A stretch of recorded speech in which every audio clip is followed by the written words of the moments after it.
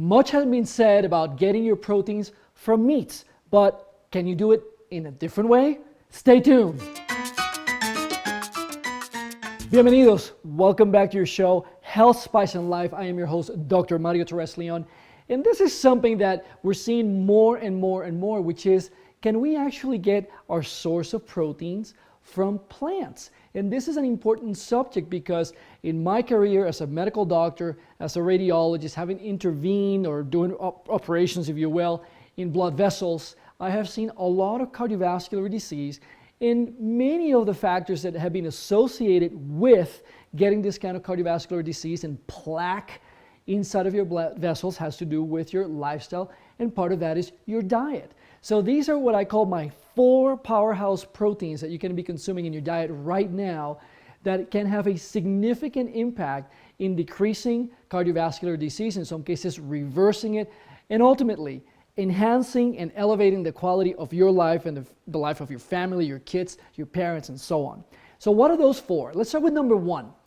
And this one, for Latinos that love rice, is fantastic, and it's called quinoa. Quinoa is actually not a whole grain like many people say. It's actually a seed, which is kind of interesting. And here is the kicker.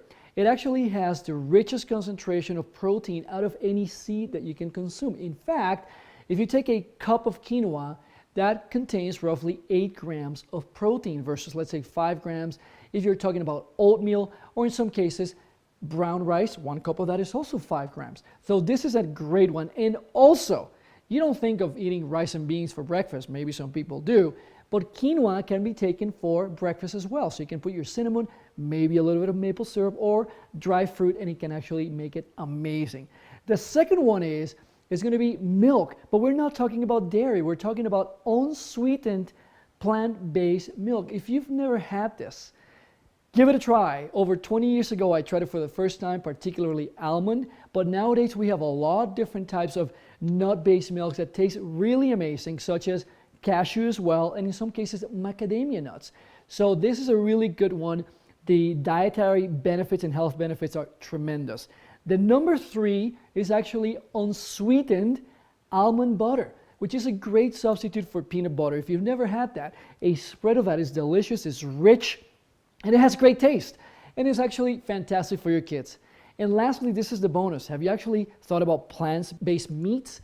Well, nowadays, we have actually made great gains in how those taste. So this may be a good time to give those a try. De mi corazón, from my heart, a tu corazón, I am Dr. Mario Torres Leon saying, a tu salud. See you next time.